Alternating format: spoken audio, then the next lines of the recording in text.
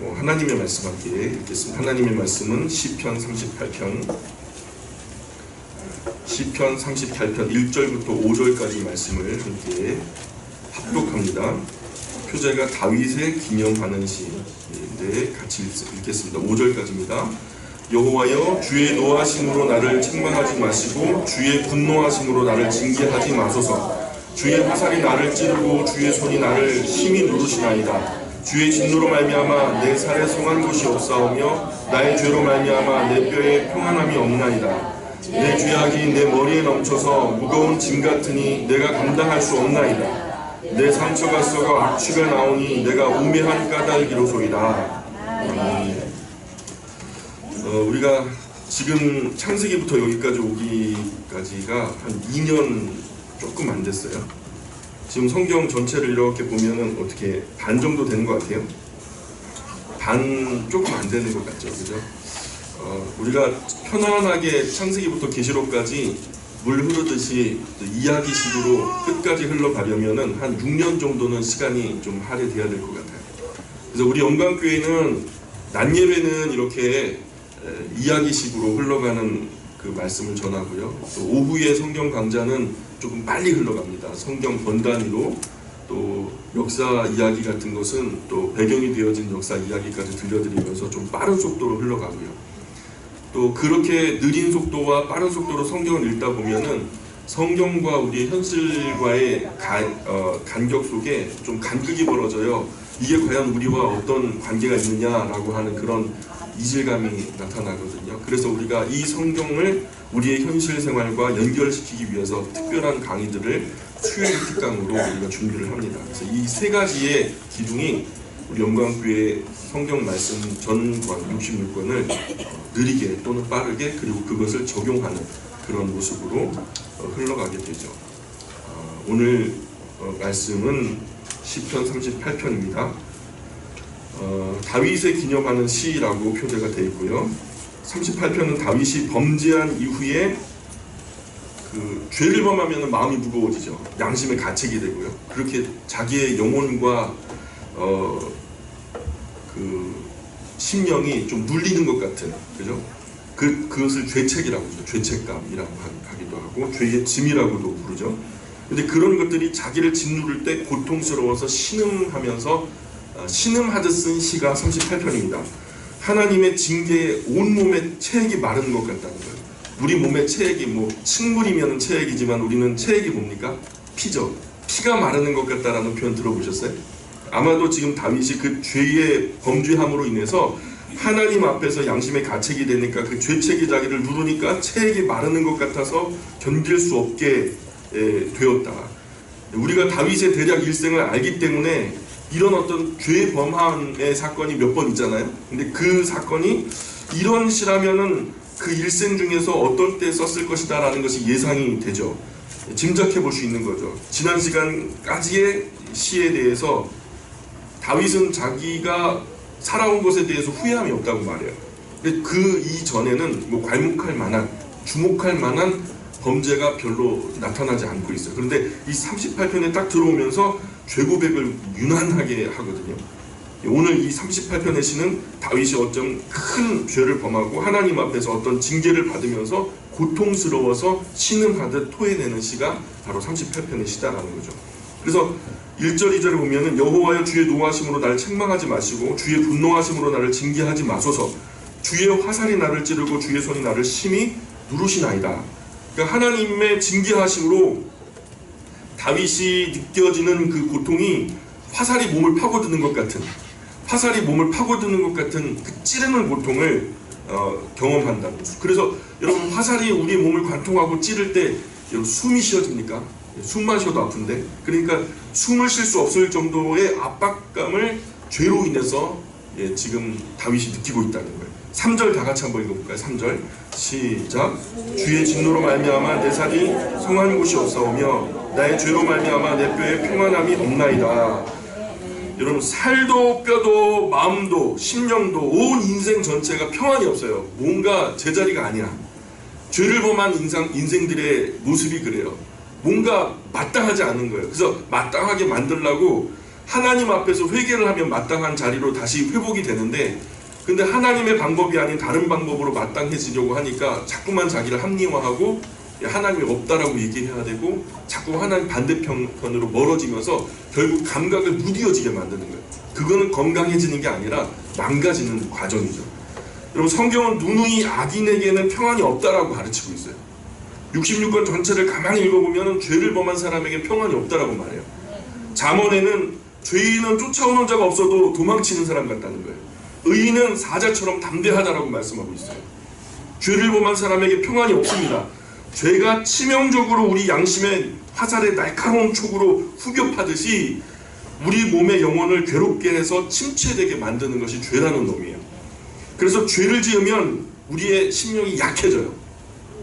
우리가 뭔가 하나님의 의에 대해서 하나님 앞에 바르게 살고자 견고한 의지를 다지더라도 죄가 우리의 심령을 파고들 때요, 야, 이렇게 나약한 내가 뭘 하겠어 하면서 약해지면은 심령에 병이 들고요, 그 병이 들면은 우리의 양심이 죽어요. 무디어지고 결국에는 감각이 없어져 버려요. 죽어서 끝이 아니에요. 이 무디어진 감각, 그 영적인 감각 속에 결국은 그래서 죄를 죽음 이후에, 그 죄로 인한 죽음 이후에 우리의 영혼을 엮어서 결국 지옥불까지 끌고 내려가는 것이 죄라고 하는 질병이에요. 예, 죄의 싹은 사망이라 하잖아요. 그죠? 세상에서 가장 무서운 병이 죄예요. 그것은 육체와 영혼을 함께 죽이기 때문에. 세상의 다른 모든 질병은 육체만 죽이죠. 그러나 죄라는 질병은 영혼까지도 앗아가버려요. 그래서 성경은 죄의 싹은 사망이다. 결국 죄의 결국을 우리에게 가르쳐 주셨어요. 아주 명백하게, 명제로서 죄의 싹은 사망이다. 이 사망은 하나님과 우리의 영혼을 분리시키는 1차 죽음. 이 1차 죽음은 우리의 육체와 영혼이 분리되는 거지만 우리의 죽어진 그 영혼이 소멸될 수 없으니까 하나님께로 돌아가게 되는데, 하나님께 나중에는 너 살 가치가 없어 해가지고 버림받은 영혼들은 결국 하나님과 분리가 되게 되거든요. 이걸 2차 죽음이라고 해요. 2차 죽음. 곧 멸망이죠. 지옥 형벌을 말하는 거죠.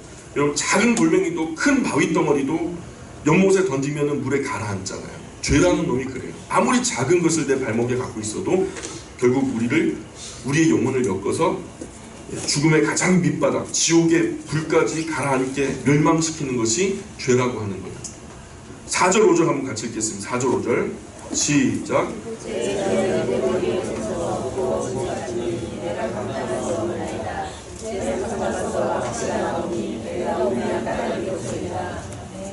죄가 고의적이고 의도적일 수도 있지만은 우리가 미련해서 영적으로 우리가 많이 오염되어 있잖아요. 에덴 동산에서 하나님께서 우리를 창조하셨을 때 그 모습이 아니에요. 그때는 하나님께서 우리를 너무나 완전하게 아름답게 만드셨거든요. 부르는 모든 것이 이름이 되는데 그 이름이 완벽했어요. 그 특징을 잘 살려서 그 동물, 식물들에게 이름을 붙였어요.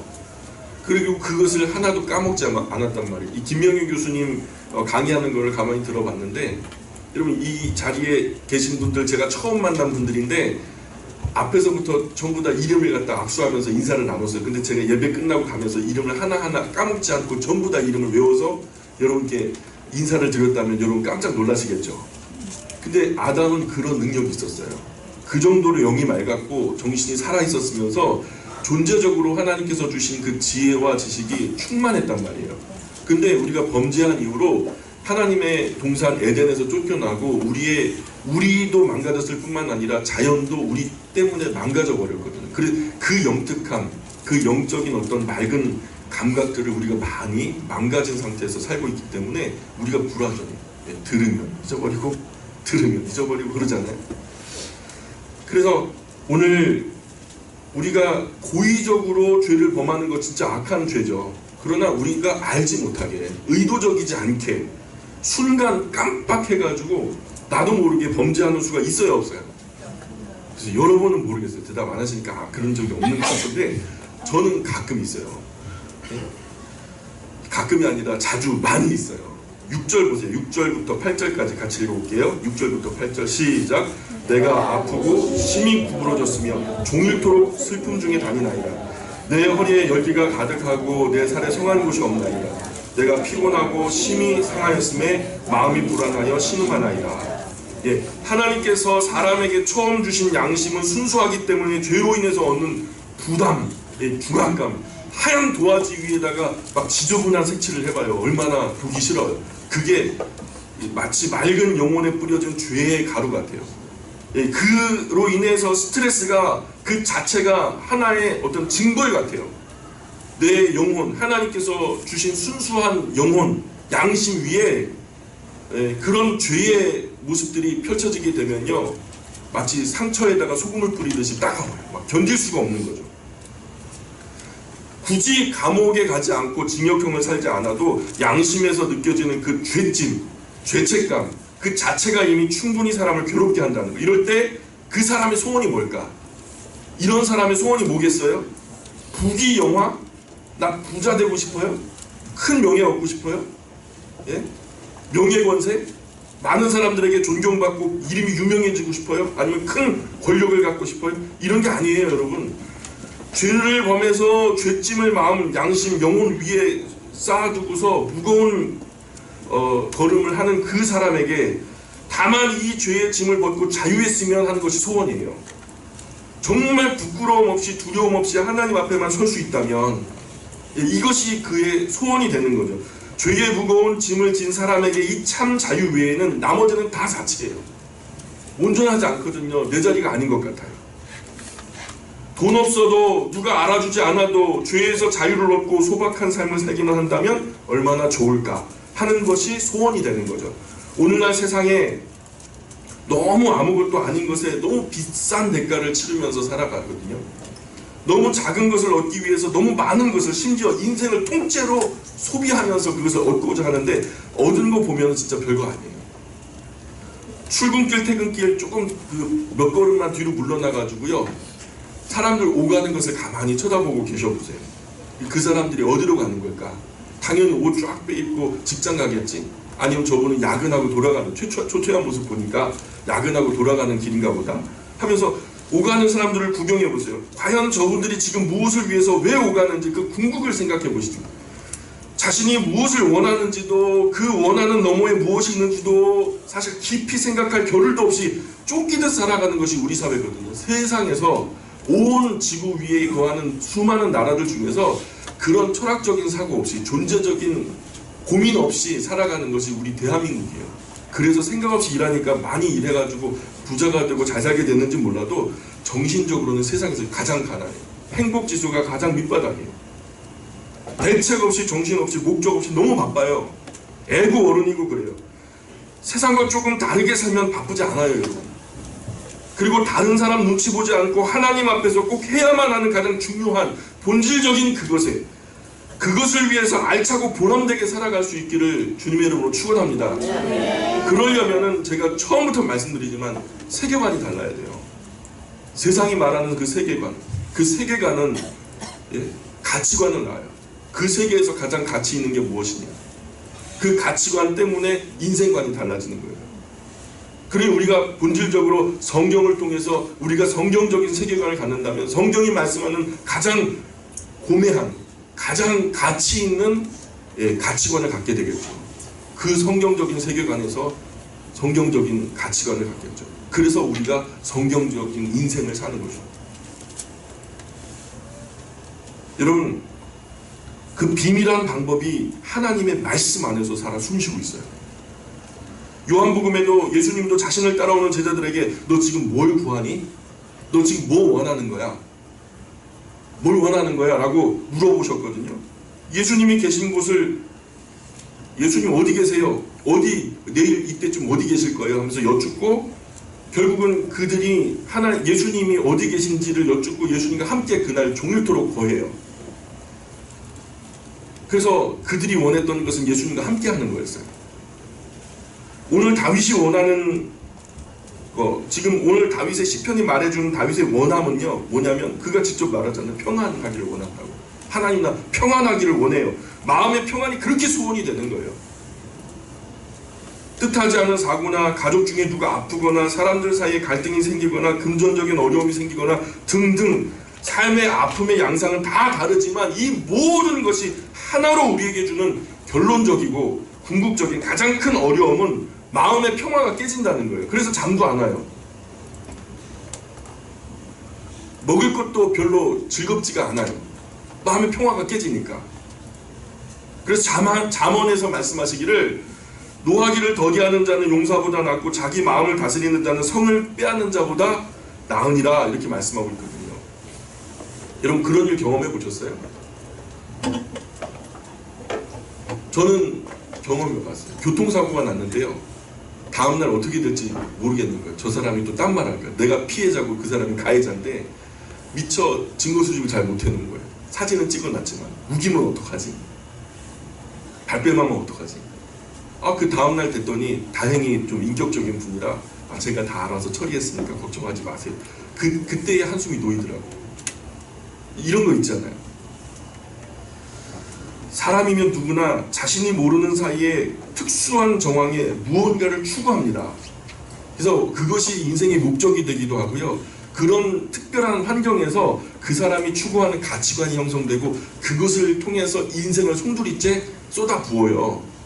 대략 정리해보니까 지식인 경우에 있어요. 어떤 사람들은 살아온 환경을 보니까 많이 배우니까 결국 사람들 앞에 존경을 받더라. 그리고 그 인생을 성공한 인생이라고 평가하더라. 그래갖고 어떤 분들은 지식을 추구하고요. 지혜나 기술이나 명예나 권세나 진리나 믿음이나 소망이나 사랑이나 추억이나 건강이나 식도락이나 향락이나 모험이나 우정이나 정의나 보람이나 그죠? 아름다움이나 행운이나 환상이나 신비나 골동품이나 수석이나 약초나 마귀나 귀신이나 사람, 심지어는 마귀도요.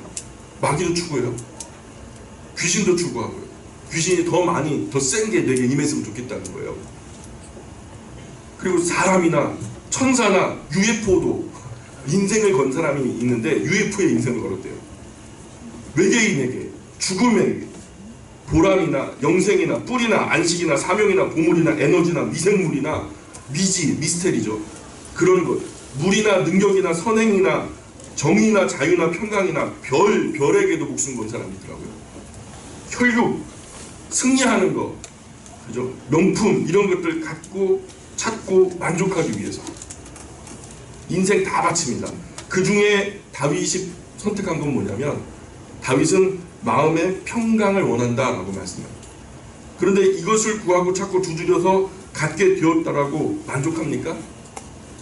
하나님 안에서 자기의 자리를 찾고 그 사랑의 안정을 찾아야 만족이 있는 거예요. 영혼의 안식이라는 거 들어보셨어요?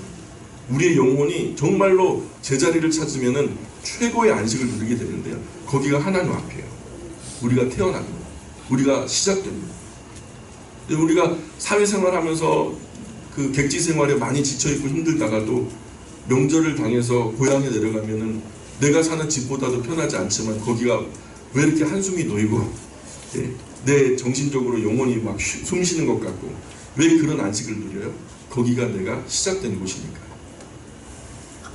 마찬가지로 우리 영혼이 막 ADHD처럼 안절부절 못하고 가만히 있질 못하고 그러다가 하나님 안에서 내 영혼이 쉼을 누릴 때 그때 우리가 정말로 영혼의 안식을 누리죠. 이 모든 추구함은 장치들에 불과해요. 한마디로 헛되다는 거예요. 그래서 하나님 명령을 따라서 하나님을 사랑하고 생명 있는 모든 것을 사랑하는 것, 그 이상 추구할 것이 세상에 존재하지 않는다라고 성경은 선언하고 있어요. 그것이 최고의 가치라는 거예요. 하나님 사랑하는 것, 이웃 사랑하는 것. 이것이 성경의 결론의 가르침이에요. 9절을 같이 한번 읽어볼까요? 38편 9절 시작.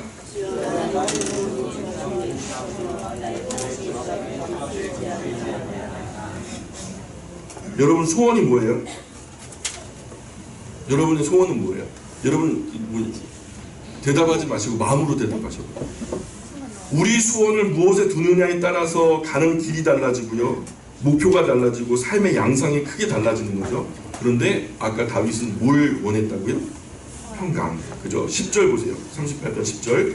내 심장이 뛰고 내 기력이 쇠하여 내 눈의 빛도 나를 떠났나이다. 내가 사랑하는 자와 내 친구들이 내 상처를 멀리하고 내 친척들도 멀리 섰나이다. 내 생명을 찾는 자가 올무를 놓고 나를 해하려는 자가 괴악한 일을 말하 종일토록 음모를 꾸미오나 나는 못 듣는 자 같이 듣지 아니하고 말 못하는 자 같이 입을 열지 아니하오니 나는 듣지 못하는 자 같아서 내 입에는 반박할 말이 없나이다. 살다가 보니까 때때로 귀먹은 사람처럼, 때때로 말 못하는 사람처럼, 때때로 앞 못 보는 사람처럼 그냥 넘어가야 할 때가 많더라고요. 그 모든 말을 다 듣고 그것을 다 신경을 쓰고 그것을 다 반박하고 그걸 다 변증하면 여러분 정신 건강에 안 좋아요. 합당하지 않은 오해의 말이 들려도 말 못하는 사람처럼 그냥 침묵해야 될 때가 있더라고요. 분명히 보았는데 보지 못한 사람처럼 눈 질끈 감아야 될 때도 있더라고요. 바울의 말대로 사람들에게 판단받는 것이 바울에게는 지극히 작은 일이라는 거예요. 너희들이 나를 어떻게 평가하는, 난 그거 별로 신경 쓰지 않는다라는 거예요. 자신이 자책할 아무 잘못이 없다라는 것도 내 의가 되지 못한다라고 말해요. 그 의로도 의롭다 인정함을 받지 못한다라고 선언하면서 다만 결국 결론적으로 최종적으로 나를 판단하실 분은 주님이시다. 그러니 너무 많은 사람들의 말에 신경 쓰지 마시길 바래요. 여러분, 우리에게 주신 하나님이 우리 고유의 색깔이 있거든요. 5만 사람이 있으면 5만 사람의 색깔이 다 달라요. 그 아름답고 영롱한 총체적인 천연 색깔을 우리가 다 잃어버려요. 획일적으로 일반적으로 만들어버리려고 사단은 그렇게 꾀하고 있어요. 그래야 다루기 편하니까. 아니, 그러지 마세요. 하나님이 우리의 영혼 안에, 우리 DNA 안에 심어놓으신 나의 색깔이 있어요. 여러분, 그런데 그 남에게 신경 쓰고 자꾸 눈치 보고 그러면요, 내 색깔이 드러나질 않아요. 내 몸에 맞는 내 옷을 입어야죠. 내 영혼에 맞는 나의 스타일이 있거든요. 그러니 너무 사람들의 말에 신경 쓰지 마시길 바래요. 그런 거 신경 쓰다가 선한 일 못해요. 에이브라함 링컨도 말하기를, 나를 반대하는 사람들의 말에 일일이 맞섰다면 난 벌써 가루가 되었을 것이다, 이런 말을 했거든요. 링컨이 흑인 노예를 해방시키기 위해서 하나님의 말씀 하나 부여잡고 모든 사람들이 평등한데 왜 우리에게 이런 제도적인 허점이 있냐, 이거 잘못된 거다라고 기치를 걸고서 노예 평등을, 노예를 해방시키고 인간 평등을 주장할 때 그를 맞서서 반대하는 사람들이 얼마나 많았겠어요. 미워하고 반대하는 사람들 다 맞서고 따지고 하면 우리 인생 통째로 쏟아부어도, 아니 10번 쏟아부어도 부족해요. 그 사람들 설득 못해요. 다윗처럼 못 듣는 사람처럼, 말 못하는 사람처럼, 앞 못 보는 사람처럼, 아, 당신은 그렇습니까? 네, 그럴 수도 있어요. 그럴 수 있죠. 예, 그럴 수 있습니다. 하고서 그냥 넘어가셔야 돼요. 13절, 14절. 13절, 14절. 시작.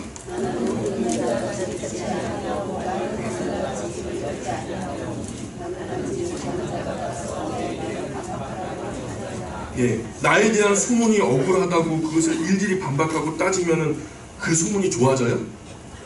그거 아니야 하면서 막 그 일일이 반박하고 변증하고 오해를 풀려고 하고 그러면 여러분 소문이 좋아져요? 아닐걸요? 따져봤자 소용없어요. 남는 게 아무것도 없어요. 그럴 때는 그냥 시간이 약일 수가 있죠. 그러니 그렇게 그렇게 생각할 수도 있겠다. 여러분들은 그렇게 생각할 수도 있을 거예요. 하고 그냥 넘어가 버려야 돼요. 결국 모든 오해는 하나님 앞에서 깨끗하게 그늘 없이 온전하게 풀려질 줄 믿습니다. 여러분, 모든 악도 죄도 행한 대로 하나님께서 비밀 없이 그 그늘을 다 밝히실 때가 오거든요. 지금 내 억울함 하나님께서 결국 신원하실 때가 온다는 거예요. 그 억울함 눈물을 다 닦아주시겠다고 말씀하셨습니다. 다소 억울하더라도 마지막 날에 하나님께서 온전히 드러내셔서 심판하실 때 모든 오해는 풀려질 거다라는 믿음으로 그렇게 넘겨버리셔야 돼요.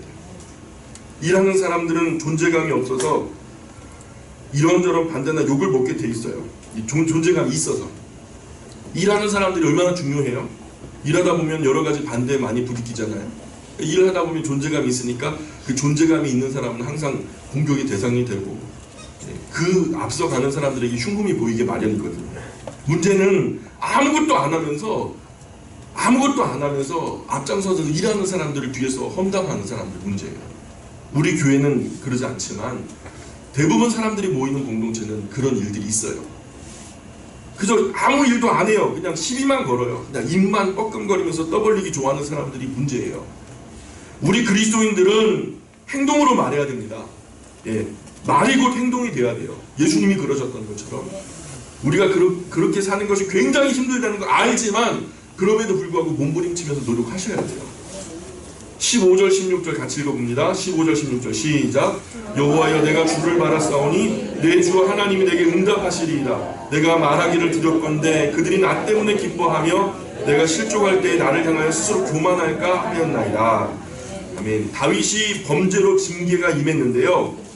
예, 그 징계가 억울해서 안갚음을 하려고 무리수를 쓰다가 실족하면 실족한 나를 보면서 그들이 또 교만해질 거 아닙니까? 분명히 너가 담당해야 될 하나님의 징계인데 그 징계를 거절하고 그 징계의 방편으로 왔던 대적들을 대적하면서 내가 이겨보려고 어떻게 하다가 보면은 결국 망하게 될 텐데, 그죠? 그 망한 나의 모습을 보면서 그들이 오히려 더 교만해진다라는 얘기죠. 우리가 사람들 찾다가 다 해명하고 변명하고 설명하고 따지면 속이 후련할 것 같아요. 그러나 그렇게 되면은 더 많은 적을 만나게 돼요. 더 어려워져요. 더 꼬여버려요. 그래서 대부분의 경우 조용히 대꾸하지 않고 입만 닫아도 90% 이상은 다 해결되고 막 남아요. 3년 정도 참을성 있게 인내할 수 있다면 99.9% 다 해결되고도 남아요. 교회도 큰 문제 봉착할 때가 있죠. 서로 겸손히 입만 닫아도 교회라고 하는 공동체가 하나님께서 운영하시는 하나님 예수 그리스도가 머리가 된 아름다운 공동체이기 때문에요. 우리가 그런 경우에 큰 고난과 교회적인 큰 문제가 일어났을 때, 그런 어려움에 봉착했을 때 우리가 서로 하나님 앞에 기도하면서 우리의 입만 잘 닫아도요 99.9% 다 아름답게 해결돼요. 그런 자생력을 갖고 있어요. 회복력을 교회가 갖고 있어요. 문제는 그걸 자꾸 떠버리는 거예요. 그걸 해결한다고 자꾸 의논하고 떠들고 반복하고, 그러니까 해결이 안 되고 더 꼬이고, 특히 우리나라는 하도 새로운 사건들이 많이 터지잖아요. 그잖아요. 여러분 지난주에 어떤 사건이 있었는지 알아요? 몰라요. 어제 그제 계속해서 새로운 사건들이 계속 터지니까요.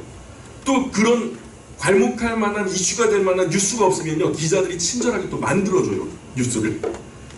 뉴스가 될 게 아닌데 뉴스거리로 만들어줘요. 그러니 어떤 일이 세상에 딱 터지면은요 그것 때문에 세상이 뒤집어질 것 같아도 가만히 지켜보면은 며칠 안 가서 그게 다 유야무야 돼버리거든요. 그래도 계속 거론되는 문제가 있다면 그 진짜 다가가 앉아서 제대로 해결해 볼 문제죠. 상의하고 다루어 볼 만한 문제는 남는 거죠. 어려움을 많이 겪은 이 어른들의 이야기에 지혜가 있거든요. 그래서 다윗이나 욥이나 바울 같은 큰 어려움의 사람들의 이야기는 배울 것이 많아요. 잘 먹고 잘 사는 사람들에게 배울 것이 거의 없어요. 오히려 극한 어려움을 겪으면서 가진 난관을 헤치면서 파란만장한 삶을 살았던 그분들의 한마디가 우리에게 금쪽 같은 교훈이 될 때가 많거든요. 17절, 18절, 19절까지 한번 읽어보겠습니다. 17절부터 19절 시작. 내가 넘어지려고 나의 귀신이 항상 내 앞에 있사오니 내 죄악을 아뢰고 내 죄를 슬퍼하니이다. 내 원수가 활발하며 강하고 부당하게 나를 미워하는 자가 많으며. 네, 다윗은 범죄로 인해서 하나님의 징계로 다 망하여 슬픔 속에 있는데 다윗의 원수, 그 대적은 그 활동이 활발하고 강하고 부당하게 오해로 미워하는 자가 많다는 거예요. 예. 다윗은 하도 공격을 당하니까 후에 마음에 큰 상처를 받아요. 그래서 세상이 싫어지는 거예요. 여러분 상처를 많이 받으면 어떻게 되는지 알아요? 달팽이가 껍질 속으로 쏙 들어가잖아요. 사람이 손가락으로 톡 건들면, 그죠? 우렁이도 톡 건들면 껍질 속으로 쏙 들어가는 것처럼 사람이 상처를 받아도 쏙 들어가요. 예. 자기 자아 안으로 들어가요. 그리고 문을 닫아버려요. 자기를 표시하는 거예요. 그게 자폐증이에요. 여러분 계속해서 큰 상처를 받다 보면 결국에는 마음을 닫아버리고 자기 외에 다른 것들은 전부 다 경계의 대상이 되는 거죠. 여러분 다윗도 큰 상처를 여러 번 받다 보니까 온 세상이 싫어져요. 온 세상이 부정적인 모습으로 삐딱하게 보이기 시작해요. 그래서 후에 다윗이 뭐라고 말하냐면 천하의 모든 사람들은 다 거짓말쟁이다 이런 말을 해요. 여러분 다윗의 말이 맞아요? 천하의 모든 사람들이 다 거짓말쟁이에요? 아니거든요. 근데 상처를 받은 사람은 무슨 말이든 할 수 있는 거예요. 천하의 다윗도 잘 나갈 때는 평온한 것 같았지만 조금 어려움 당하니까 도처의 대적들이 막 일어나잖아요. 하나님 도대체 나에게 무슨 원수가 이렇게 많습니까? 하나님 원수가 왜 이렇게 많아요? 하면서 절규하면서 하나님께 막 원망을 하거든요. 다윗이. 자기 범죄 때문이기도 하지만은 이런 절규가 자주 등장해요. 20절 같이 읽어볼게요. 시작.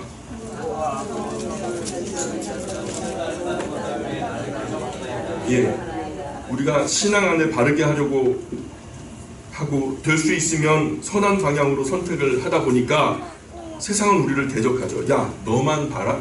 너만 착해? 야, 너만 그냥 천사표네. 그죠? 징벌로 인한 대적이 일어서기도 하지만 우리가요, 죄를 지어서 죄를 범해서 하나님께서 너 이놈 하면서 회초리로 대적들을 사용하시기도 하지만 중요한 건 우리가 바르게 선하게 또 말씀대로 하려고 할 때에도 대적들이 일어난다는 것을 기억하셔야 돼요. 21절 보세요. 여호와여 나를 버리지 마소서. 나의 하나님이여 나를 멀리하지 마소서. 속히 나를 도우소서. 주 나의 구원이시여. 예, 이렇게 다윗의 38편의 시가 끝납니다. 39편 넘어가 볼게요. 거기 표제를 보면은 다윗의 시, 인도자를 따라 여두둔 형식으로 부르는 노래. 39편도 같은 맥락으로 쓰여져 있어요. 레위지파 무라리의 자손 여두둔이죠. 여두둔이라는 사람이 있어요. 여두둔. 다윗이 등용한 거예요. 다윗이 자기가 쓸 사람으로 등용해가지고 이 사람을 어디에 썼냐면은 다윗의 성전에서, 그죠? 여호와의 성전에서 찬양대를 인도하게 하는데 악사죠, 악사. 오늘날로 말하면은 성가대장. 그렇게 봉사하게 했는데 그 성가대장이 대표할 만한 사람이 세 사람 있어요. 3대 성가대장이라고 보시면 돼요. 그 사람이 아삽이라는, 해만, 또 여두둔, 이 세 사람이에요. 여두둔 이 이름의 뜻이 찬양하라 라는 뜻이에요. 칭찬하다, 사람들에게는 칭찬하다. 근데 하나님께는 우리가 칭찬하면 안 되겠죠. 어른이니까. 하나님께는 찬양하는 거예요. 그죠? 그래서 여두둔은 그 자녀들과 함께 여러 현악기, 타악기, 여러 악기를 갖다 개발하기도 하고 만들어서 하나님께 연주하면서 하나님을 그 악기로 찬양을 했거든요. 그래서 이 시편 39편은 여두둔의 연주 스타일로 노래하도록 만들었다라는 얘기예요. 마찬가지로 이게 시편 62편에도 77편에도 여두둔의 법칙에 맞추어라는 표제가 나와 있어요. 그러니까 여두둔의 연주 형식에 맞게 찬양하라는 지시예요. 그래서 이 바벨론 포로에서 돌아온 여두둔의 자손들도 이후에 여두둔의 자손들이 계속 찬양대의 직무를 수행했던 기록들이 성경에 나오죠. 한마디로 찬양, 음악 전문 가문이죠. 음악하는 가문이라는 말 들어보셨어요?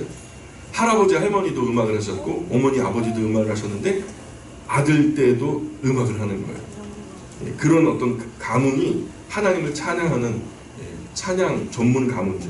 요즘에도 그런 가문이 있어요. 그죠? 39편 1절 같이 읽어보겠습니다. 39편 1절 시작. 내가 말하기를 나의 행위를 조심하여 내 혀로 범죄하지 아니하리니 악인이 내 앞에 있을 때 내가 내 입에 질사를 놓으리라. 꺼주세요. 말을 조심해서 말로 실수하여 범죄하지 않겠다라는 거예요. 말을 내가 조심할 테니까요. 그리고 말해가지고 실수해가지고 하나님 앞에 범죄하면 참 창피하잖아요. 그죠? 악인이 내 앞에 있어 상대하다 보면은 그 악한 영향력이 전해지는 거예요. 여러분 악한 사람 만나가지고 악한 사람 계속 상대해봐요. 그럼 나도 따라서 악해져요. 심성이. 그래서 이 악한 더러움이 전해지지 않도록 하는 것이 가장 중요한 일인데 그 중요한 일 원칙 하나는 말을 섞지 않는 거예요. 말이 험한 사람들과 깊은 교제를 하면 안 돼요. 여러분 어떤 사람 말이 험하다라는 것은 첫 번째로 욕하는 사람. 여러분 하나님이 형상대로 지음받은 사람이 물론 죄를 짓죠. 욕 얻어먹을 만한 사람도 있어요. 그런데 그 형상 근본적으로 자체는요 욕 얻어먹을 만한 존재가 아니에요. 왜냐하면 누구의 작품이에요? 하나님의 작품이니까 사람을 향해서 욕하면 돼야 안 돼요? 네, 욕하면 안 돼요. 욕하면 안 돼요. 욕하는 사람 또 거짓말하는 사람 많아요. 아주 습관적으로 거짓말하고 이제 자기가 불리하다 싶으면은 막 팩트로 이 뭐 우리가 그리스도인으로서 선한 양심을 가진 사람이라면 우리가 좀 불이익을 당하더라 아유 죄송해요 하면서 그 인정하고서 내가 불이익을 당하더라도 그것을 인정해야 될 때가 있는데, 이런 사람들은요 방어 기제가 거짓말이에요. 그냥 아닌데요 하면서 그냥 금방 그 자리에서 틀어버려요. 근데 조금만 더 가까이 다가가갖고 얘기를 하다 보면 그게 거짓말인 게 금방 드러나거든요. 사람이 영이라요, 그 거짓말인지 진짜인지 금방 알아요. 10개 중에서 8, 9개는요 금방 알아요. 거짓말하는 사람, 또 이간질하는 사람이 있어요.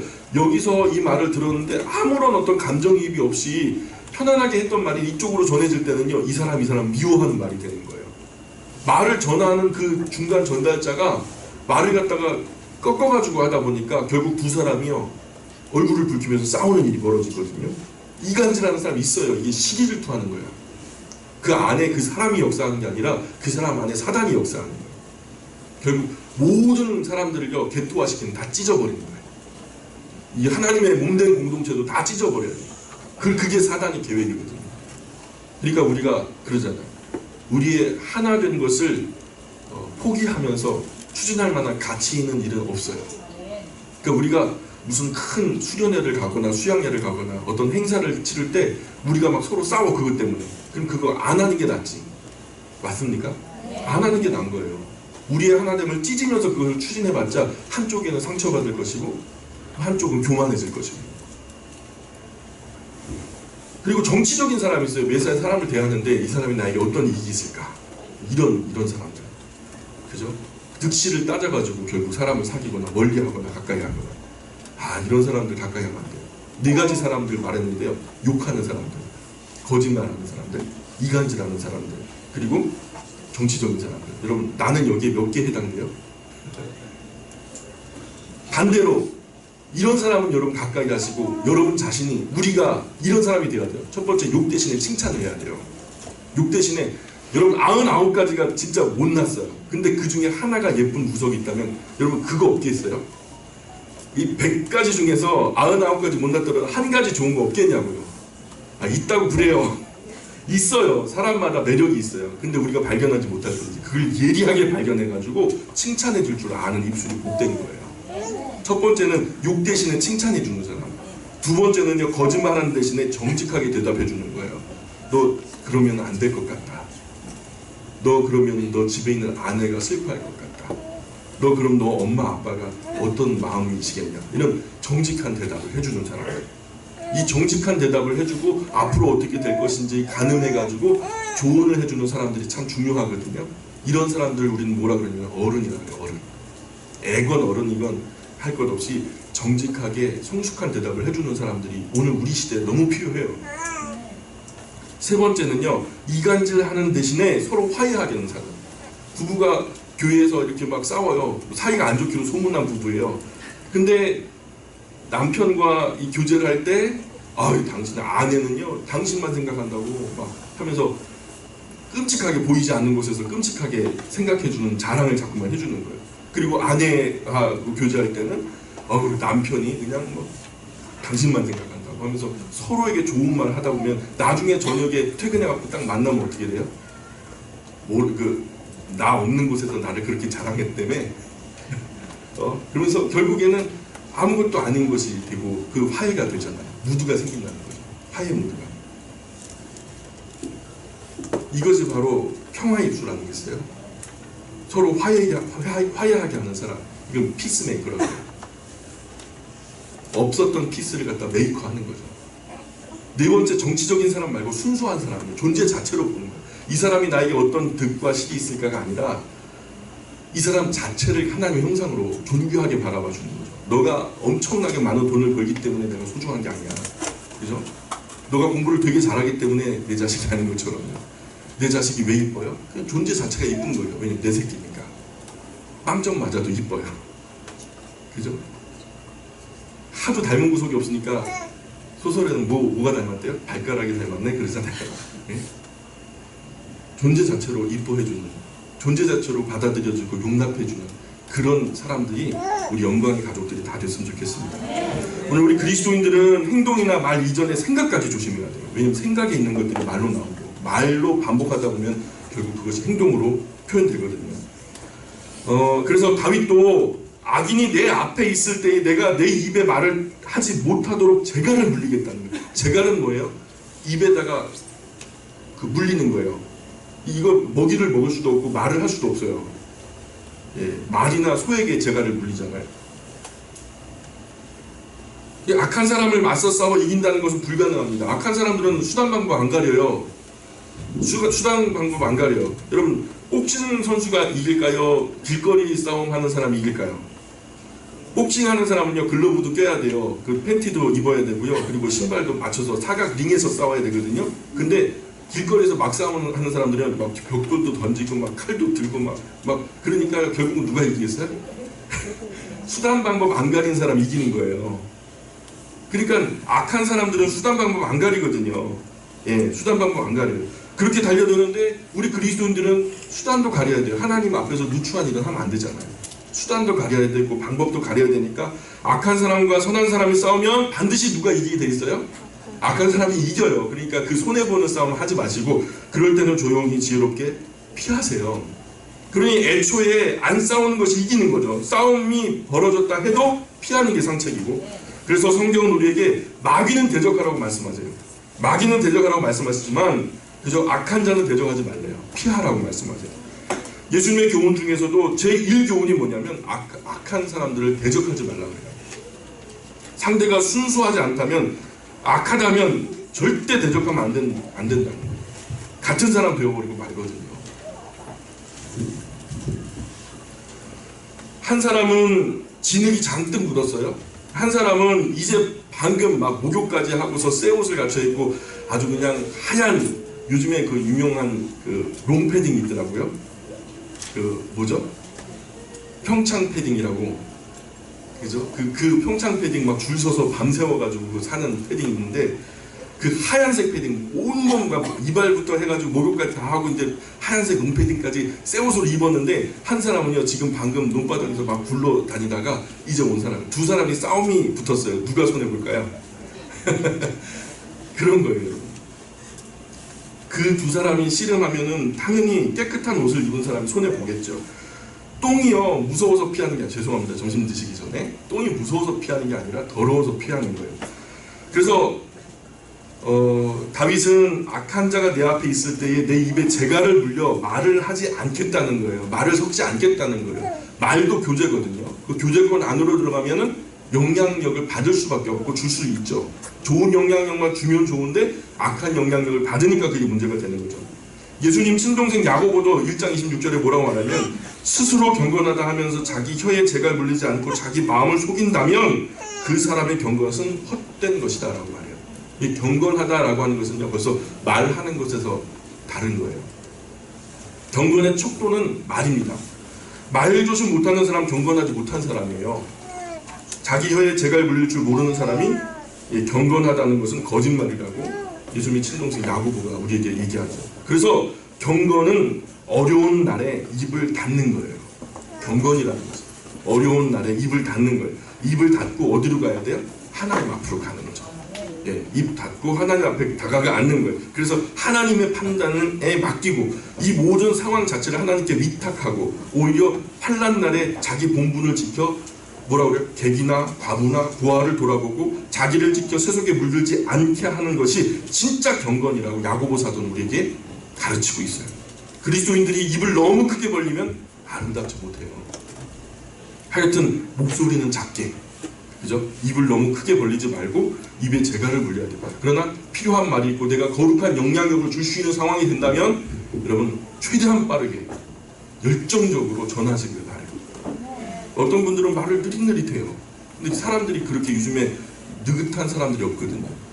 짧은 시간 안에 많은 의미를 담아내기 위해서 우리가 준비된 말을 우리 입술에 가지고 있어야 돼요. 그것이 악한 말이 되면 안 되고요. 하나님을 기뻐하시게 할 만한 복된 말들을 잘 준비하셨으면 좋겠어요. 식당에서도 주문한 반찬 음식이 나오니까 이 집 왜 이래 도대체, 이거 뭐야 이게 하면서 같이 갔던 사람 되게 무안하더라고요. 한번 그렇게 갔거든요. 그랬더니 막 밥그릇을 쾅쾅 하면서 아줌마 하면서 막 소리를 지르고, 제가 그분하고는 다시는 식사 주지 않아요. 지금 얼마나 창피한지 얼굴이 화끈거리는데, 돈 냈는데 왜 그러냐는 거예요. 누구는 돈 안 내고 밥 먹나? 그러더니 그렇게 다 그냥 막 한바탕 뭐 전쟁 같은 걸 치르더니요. 밥 다 나오니까, 요리 다 나오니까 두 손 모아서 기도를 하네요.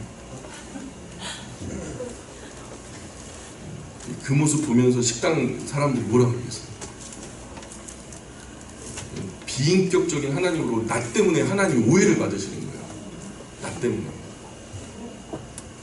39편 2절에 보세요. 39편 2절 시작. 내가 잠잠하여 선한 말도 하지 아니하니 나의 죄는 더 심하도다. 선한 말은 해야 되는 거죠. 악한 말, 거짓말, 오해의 말, 이간질 이런 건 참으면 이런 것만 참으면 돼요. 그러면은 목사님 그 식당 주인 그렇게 밥 반찬 못하고 뭐 요리도 뭐 엉망으로 나오는데 그 말 안 하면 되겠습니까? 더 좋은 서비스를 위해서 좀 그 거친 말도 좀 해야 되지 않겠습니까? 그거 우리만 그렇게 느껴져요? 그 우리가 그렇게 안 해도 굳이 안 해도 다른 사람들이 다 얘기해요. 3절에 보니까 내 마음이 내 속에서 뜨거워서 작은 소리로 읊조릴 때에 불이 붙으니 나의 혀로 말하기를 여호와여 나의 종말과 연한이 언제까지인지 알게 하사 내가 나의 연약함을 알게 하소서. 우리가 얼마나 약한 존재인지를 잘 인식하지 못하고 사는 것 같아요. 그런데 그것을 언제 알게 되느냐? 불가항력적인 상황이 되면, 큰 어려움을 만날 때 주여 우린 연약합니다 하면서 막 눈물을 뚝뚝 흘려요. 예. 평상시에는요, 잘 나갈 때는요, 하나님 되돌아보지도 않더니 그냥 큰 어려움 만나고 내가 어떻게 할 수 없을 상황이 되면요, 무릎 툭 꿇고 눈물 뚝뚝 흘리면서 주여 우린 연약합니다 그럽니다. 하나님께서 우리에게 성령을 거두어가시면 우리는 진흙이고 띠끌이에요. 늘 인정하면서 사셔야 돼요. 5절, 6절 한번 읽어보겠습니다. 5절, 6절, 39편 5절, 6절 시작. 주께서 나의 날을 한 뼘 같은 만큼 되게 하시니 내할 날이 주 앞에 없는 것 같사오니 사람은 든든히 서 있을 때에도 지시로 보아 헛살뿐이니라. 우상은 목자같이 불안하며 재물을 쌓아 그와 거둘 지름을 알지 못하나이다. 한 뼘, 그죠? 인생의 길이가 하나님의 눈에 한 뼘만큼인 거죠. 그죠? 자식들도 키워놓고 재산 좀 모아놓고 이제 좀 사는가 싶었는데 철들자 막는 거죠. 그죠? 우리 인생 연한에 대해서 우리는 무지하고 연약해서 그 숱한 세월 헛된 일에 정신 쏟다가 다 지나가 버리죠. 별것 아닌 것 가지고 잠도 못 자고 쓰지도 못하고 그렇게 사그라져 버리는 거죠. 그런 무지몽매하는 것이 사람의 인생이에요. 제가 아는 한 분 진짜 부자예요. 진짜 세상 짠돌이로 살았어요. 남들 커피 한 잔 뽑아줄 때 자기는 한 번도 뽑아본 적이 없고 그걸 자랑 삼아 얘기해요. 나는 누구 커피 한 잔 사준 적이 없다고. 그 자랑 아니거든요. 근데 정말 수십억대 부자예요. 동네에서 안 싸운 사람이 없고요. 시장에서 콩나물 몇백 원 가지고 멱살잡이 하고요. 그런데 그렇게 부동산 모으고 자산도 모으고 엄청난 자산을 모았는데 모든 돈 그 돈 때문에 자식들 싸워가지고 다 부모 모른다고 등져버리고 아내는 도망가버리고 친구들은 등쳐먹고 몸은 큰 병 걸려가지고 결국 모은 돈 만난 거 한 번 제대로 사먹지 못하고 병치레 하는데 다 쓰고 있어요. 그리고 남은 것도 누가 쓸지 모르는 거죠. 금방 지나가니까 쓸 일 있으면 지금 쓰세요. 옆에 계신 분들한테 얘기하세요. 쓸 일 있으면 지금 쓰세요. 시작. 네, 오늘 예배 끝나고 오성경이나 끝나고 집으로 돌아갈 때 그냥 가지 마시고 여러분 자가용 타고 다 자가용 타고 오시잖아요. 저 궁평항으로 한번 도시고 그죠? 저 산길로 한번 도셔서 쓸 일 있으면 지금 쓰세요. 뭐 그거 아깝다고 막 아끼고 그래요. 가족들과 행복한 시간 위해 쓰시고 나의 개발과 가족의 신앙을 위해서 쓰시고 그 수십 년 된 성경책 자랑처럼 나한테 자랑하는 거예요. 이게 목사님 20년 된 성경책입니다. 못났다 못났어. 여러분 성경이 요즘에 뭐 희귀한 것도 아니고요. 글씨가 안 보이는 성경책 새 걸로 좀 바꾸면 어때요? 거기 메모리가 많다고 공부하는 사람들이 꼭 그냥 핑계 때문에 하는 거예요. 새 노트 사가지고 새 노트에다가 필기하면 얼마나 더 잘 되는데. 성경은 그냥 1년에 한 권씩은 바꿔야 돼요. 진짜요. 1년에 한 권씩은 바꿔요. 애들 그 참고서 같은 거 얼마나 많이 바꿔요. 막 낙서 마음대로 하세요. 밑줄도 긋고 거기다 내가 마음속에 하나님께서 주시는 인사이트 같은 것들 막 그냥 거칠게 쓰시는 거예요. 그리고 그거 옆에다 쟁여놓고요. 새 거 또 쓰세요. 그럼 또 새로운 거 주시고요. 그렇게 여러 권이 쌓일수록 우리의 실력은 하나님의 말씀을 보는 눈이 열려져 가는 거거든요. 자꾸만 그 받았던 은혜, 20년 전의 은혜 추억하면서 그거 버리지도 못하고 그러지 마시면 됩니다. 그죠? 아낌없이 쓰세요. 신앙에 관한 것은요, 아낌없이 쓰세요. 그러면 이제 성경상도 그냥 매일 밥 먹던 거 막 반찬 찌꺼기 같은 거 묻어있는 그런 거 하지 마시고 성경만 따로 보는 책상을 하나 마련하시라니까. 궁상맞게 그러지 마시고. 아니면 제가 하나 사드릴게요.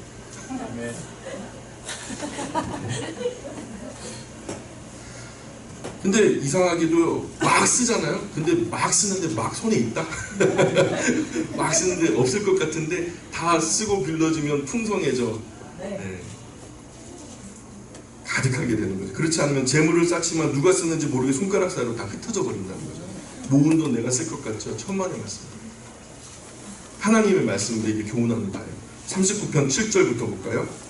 자, 39편 7절 8절 9절 우리가 신앙을 고백하듯이 한번 같이 읽어보겠습니다. 시작. 주여 이제 내가 무엇을 바라리요 나의 소망은 주께 있나이다.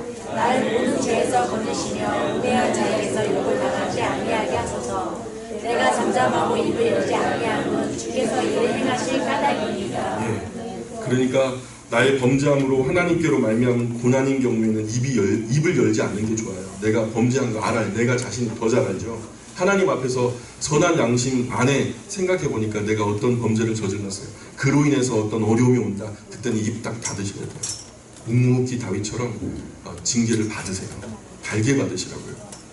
10절 보세요. 주의 징벌을 나에게서 옮기소서. 주의 손이 치심으로 내가 쇠망하였나이다. 주께서 죄악을 책망하사 사람을 징계하실 때에 그 영화를 좀먹음같이 소멸하게 하시니 참으로 인생이란 모두 헛될 뿐이니라. 셀라. 하나님의 징계로 우리가 평생 쌓았던 명예가 날아가 버리고 평생의 부귀가 날아가 버리고 영화도 사라져 버리고 다윗도 그런 큰 명예가 있었지만 이제 아들이 칼을 들고 쫓아와요. 그 명예 어디 갔어요? 세상이 뭐라고 말할까요? 야 오죽 못났으면 아들이 칼 들고 아버지 쫓아다닌다 죽이려고 말이야. 그럼 그 명예가 다 어디 갔어요? 왕이 신발 벗어 손에 들고 기드론 시내 건너면서 요단강까지 건너가는 거예요. 얼마나 비참하겠어요. 여러분 12절 보세요. 여호와여 나의 기도를 들으시며 나의 부르짖음에 귀를 기울이소서. 내가 눈물을 흘릴 때에 잠잠하지 마옵소서. 나는 주와 함께 있는 나그네이며 나의 모든 조상들처럼 떠도나이다. 주는 나를 용서하사 내가 떠나 없어지기 전에 나의 건강을 회복시키소서. 40편으로 넘어가 볼게요. 40편 빨리 넘어가. 표제도 다윗의 시 인도자를 따라 부르는 노래. 그래서 1절 2절 같이 읽어보겠습니다. 40편 1절 2절 시작. 여호와 기다리고 기다렸더니 귀를 기울이사 나의 부르심을 들으셨도다. 나를 기가 막힐 웅덩이와 수렁에서 끌어올리시고 내 발을 반석 위에 두사 내 걸음을 견고하게 하셨도다. 예, 찬양의 가수로 더 유명해진 시편인데 우리가 살아갈 때 기가 막힐 웅덩이와 수렁을 만나잖아요. 수렁은 어때요? 벗어나려고 하면 할수록 더 깊이 빠져들어가죠. 그럴 때 수렁 안에 있는 사람이 살아날 수 있는 길은 딱 하나 있어요. 뭐가 있어요? 수렁 바깥에 있는 분이 건져줘야 돼요. 인류라고 하는 이 인간 가족은요, 결국 온 인류가 수렁 안에 빠진 것과 같아요. 결국 우리 안에는 구원이 있어요, 없어요? 우리는 이렇게 살다가 결국 지옥불에 멸망당하여 끝나버릴 그런 우리였죠. 그런데 수렁 바깥에서 한 분이 오셨어요. 인간 역사 바깥에서 뿅 하고 오셨죠. 성령으로 잉태하셔서 하나님이 씨앗을 주셔서 인간 여인의 몸을 통해서 우리 가운데 오셨죠. 그분이 누구예요? 아기 예수님이죠. 그죠? 그분을 기념하는 날이 이제 며칠 앞으로 다가왔죠. 여러분 그 수렁 바깥에 계신 분이 우리를 건져주실 때에야 수렁 안에 있는 사람이 구원의 기쁨을 누릴 수 있는 거죠. 근데 그렇게 건져주셔서 수렁 언덕에다 놓으시면 또 빠져요. 근데 하나님께서 그렇게 건져주셨는데 어디다 세워주셨대요? 반석 위에 두셨다는 거예요. 웅덩이나 수렁은 반석과는 대조를 이루는 개념이잖아요. 우리 인류 역사가 그런 것 같아요. 이 수렁과 같은 영원한 멸망으로 점점 더 깊이 빠져들다가 결국 뜨거운 지옥불에 영원히 불타며 고통받을 수 없는데 한마디로 죄의 수렁이죠. 그런데 하나님께서 예수 그리스도로 건지셔서 그죠? 인간 역사 바깥에서 우리를 건져주셔서 반석이 되시는 그분 위에 세우셨어요. 그분이 예수 그리스도시죠. 온 사방이 수렁인데 그 가운데 영원히 흔들리거나 깨지거나 꺼지지 않은 반석이 있다면 그 사람은 그 위에 서 있는 사람은 사는 거죠. 오늘 우리는 그 놀라운 반석을 만났죠. 그 위에 견고히 서시기를 축원합니다. 이 몸의 소망 구엠가 우리 주 예수뿐일세. 우리 주 예수밖에는 믿으리 아주 없도다.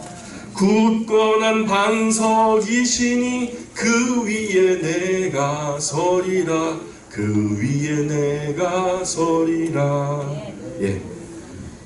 3절 한번 볼까요? 3절 새 노래 곧 우리 하나님께 올릴 찬송을 내 입에 두셨으니 많은 사람이 보고 두려워하여 여호와를 의지하리로다. 새 노래라는 개념은요, 과거 사람들이 즐겁자고 흔하게 부르는 유행가 노래가 아니에요. 구원받은 이들이 하나님을 높여 부르는 찬송, 그 찬송을 새 노래라고 표현하고 있어요. 과거 제물을 올려드리는 것처럼 현재 예배를 올려드리는 것처럼, 그죠? 하나님께 노래로 올려드리는 노래가, 올려드리는 제사가 바로 새 노래라는 거죠.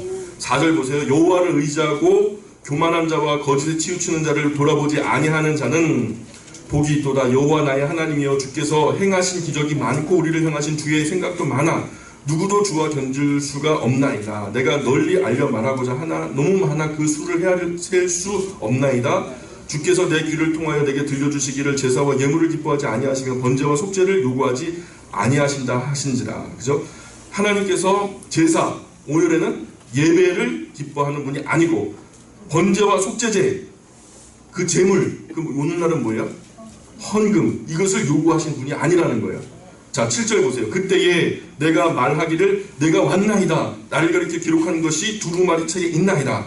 나의 하나님이여 내가 주의 뜻 행하기를 즐기오니 주의 법이 나의 심중에 있나이다 하였나이다. 그저 번제나 속죄제나 그로 인한 제물, 그저 예배나 예배 속에서 드려지는 헌금이나 이런 것들을 기뻐하시기보다 하나님은 그 뜻 행하는 것을 더 기뻐하신다라고 말씀하세요.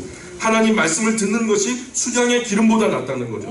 하나님은 인애를 원하시고 제사를 원치 아니하신다고. 번제보다 하나님 아는 것을 원하노라. 예, 그것이 주님이 원하시는 일이에요.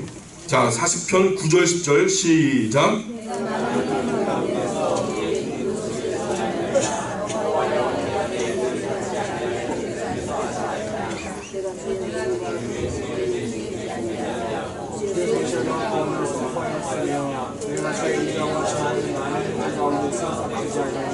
예, 의의 기쁜 소식은 그죠? 주의 성실하심과 구원의 이야기, 그죠? 의의 기쁜 소식이 뭐예요? 여기서 말하는 게 그 옆에 또 설명되잖아요. 주의 성실하심과 나를 구원하셨던 그 이야기, 그죠? 곧 주의 인자하심과 진리라는 거예요. 그 세 가지의 어떤 이야기들이 동일한 이야기. 의의 기쁜 소식, 주의 성실하심과 구원의 이야기, 곧 주의 인자하심과 진리. 이런 이야기를 사람들 앞에서 창피하게 생각해서 감추거나 숨기지 않는다는 거예요. 다윗은 그렇게 하지 않을 거래요. 담대하게 많은 사람들 가운데 그것을 선포하겠다는 거예요. 선포라는 건 뭐예요? 사람들 앞에서 나 이렇습니다 하면서 크게 떠버리는 거잖아요. 근데 그게 뭐예요? 하나님이 나를 구원하심에 대한 놀라운 구원의 기쁜 소식을 사람들에게 선포하겠다는 거예요. 우리도 하나님의 성실하신 구원과 사랑하심에 대한 진리를 기쁘게 선포하는 용기 있는 그리스도인들이 다 되시기를 축원합니다. 우리가 하나님의 복음, 구원, 이 구원하심의 놀라운 이야기, 예수 그리스도를 통해서 창세기로부터 계시록까지 이 이야기를 우리가 사람들 앞에 창피하면요, 천국문 앞에서 주님도 우리를 창피하실 거예요. 우리가 그 의를 지금 쌓아야 돼요.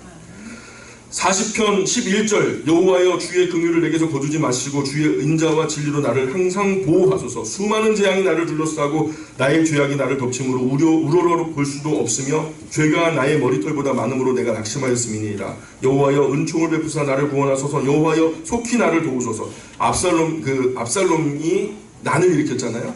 다윗을 반역해가지고 난을 피해가지고 아마도 길르앗 지방에 가니까 거기에 바르실레라고 하는 어르신이 계셨죠.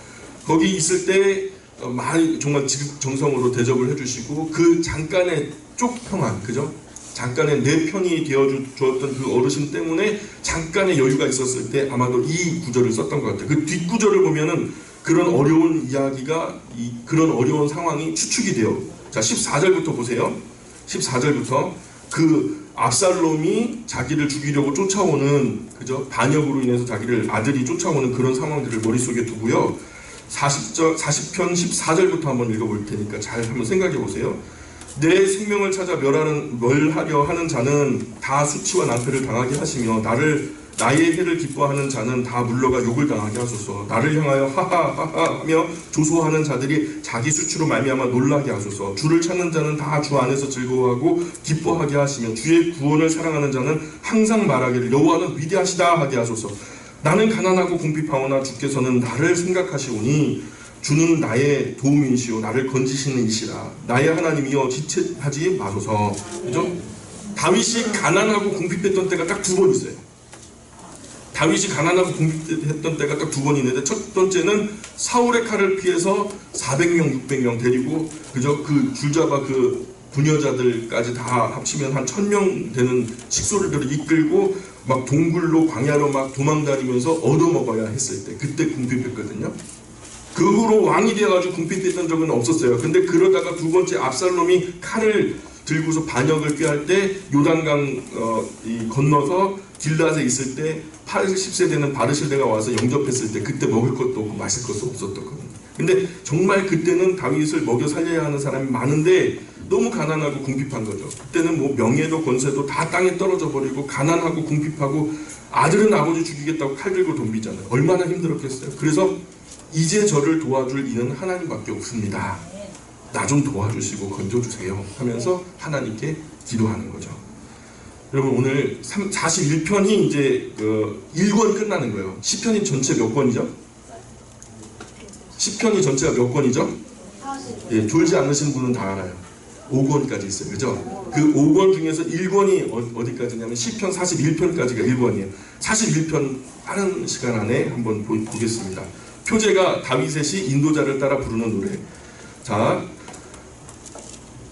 가난한 자를 보살피는 자에게 복이 있으며 재앙의 날에 여호와께서 그를 건지시리로다. 여호와께서 그를 지키사 살게 하시니 그가 이 세상에서 복을 받을 것이라. 주여 그를 그 원수들의 뜻에 맡기지 마소서. 여호와께서 그를 병상에서 붙드시고 그가 누워 있을 때마다 그의 병을 고쳐주시나이다. 내가 말하기를 여호와여 내게 은혜를 베푸소서. 내가 주께 범죄하였사오니 나를 고치소서 하였나이다.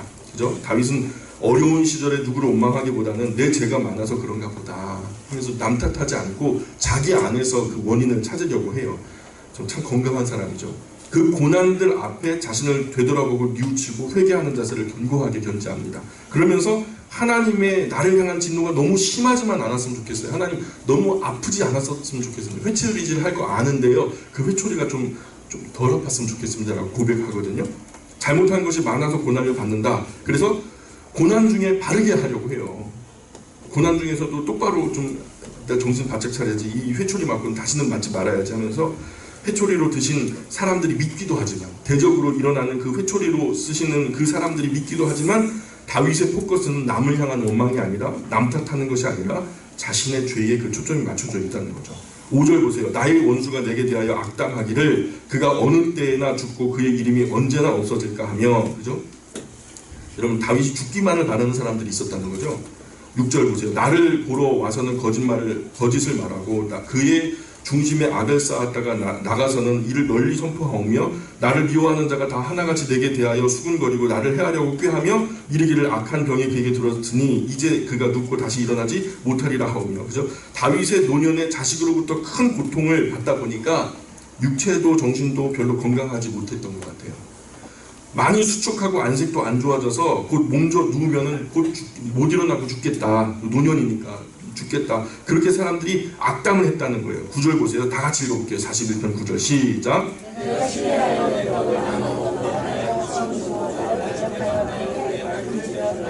예, 지금 같이 신뢰해서 떡을 나눠 먹던 친구는 누구예요? 다윗의 모략가였던 아히도벨을 떠올리는 것 같아요. 모략가라면 항상 이야기하고 의논하고 그저 때가 되면 같이 식사도 하고 은밀한 것, 가장 어려운 상황들에 대해서 친밀하게 의논해야 되는 상대잖아요. 근데 마치 친한 친구처럼 그렇게 같이 이렇게 활동했을 텐데, 그런데 그런 아히도벨이 다윗이 곧 늙어 사그라질 것을 알고서는요, 이 새뺑이죠. 예, 아주 싱싱한 젊은 압살롬, 그리고 다윗을 버리고 아들 압살롬에게 붙은 거예요. 왜냐하면 다윗 밑에 있으면 후세가 제 1번이고요. 아히도벨은 2번이거든요.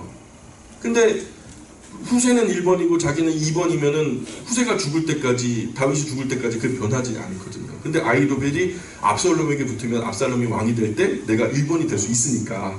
그죠? 10절 보세요. 그러하오나 주 여호와여 내게 은혜를 베푸시고 나를 일으키사 내가 그들에게 보응하게 하소서. 그죠? 이 배신자들에게 다윗이 화가 많이 난 거예요. 이로써 11절 내 원수가 나를 이기지 못하오니 주께서 나를 기뻐하시는 줄을 내가 알았나이다. 그죠? 후에 후세가 아히도벨 모략을 이기니까 아히도벨은 집으로 돌아가서 자살을 하죠. 12절 주께서 나를 온전한 중에 붙드시고 영원히 주 앞에 세우시나이다. 이스라엘의 하나님 여호와를 영원부터 영원까지 송축할지로다. 아멘 아멘. 그죠? 아들의 반역으로 험악한 시절을 보내고 이제 아들 압살롬도 아히도벨도 죽고 난 다음에 난이 그 반역이 평정이 되죠. 큰 폭풍이 지나간 거죠. 그죠? 1권이라는 그 1편부터 우리가 41편까지 지금 봤는데 복 있는 사람으로 시작하죠. 복 있는 사람은 하면서 시작해서 기가 막힌 웅덩이와 수렁에 빠졌다가 다시 자기 발을 반석 위에 세워주시는 데까지 함께 하신 하나님께 감사를 드리는데요. 마지막에 그 어려운 날 끝이 하나님을 향한 찬송으로 끝난 것을 볼 수 있어요. 그래서 다윗이 위대한 거예요. 의로운 사람, 하나님의 말씀을 따르는 사람들은요 고난 속에서도 하나님을 찬양해요. 근데요 하나님을 따르지 않는 사람들은 큰 그 평안 속에서도 하나님에 대한 불평이 끊어지잖아요. 어떤 사람은 예배당에서도 불평하는데 어떤 사람은 술집에서도 하나님 만나더라니까요. 누구죠? 라합이죠. 그죠? 이것이 진정한 신앙이에요. 우리도 우리 나라의 끝에 다윗과 같이 찬송할 수 있기를 축원합니다. 기도합니다. 하나님 아버지, 오늘 다윗을 기가 막힌 웅덩이와 수렁에서 끌어올려 그 발을 반석 위에 두신 때에 그 옛날의 어려움을 회상하며 어려운 날들 가운데 함께하신 하나님을 찬송하는 다윗을 봅니다. 비록 다윗의 범죄로 하나님께서 징계하여 인생 막대기와 사람 채찍으로 때리시지만 그래도 버리지 않으시고 다시 한번 은혜 주셔서 회복해 하시는 하나님을 찬양합니다. 우리도 다윗처럼 하나님의 은혜를 힘입게 하셔서 구원의 은혜의 노래를 마음껏 찬양하게 하여 주옵소서. 예수님 거룩하신 이름을 의지하여 기도합니다. 아멘.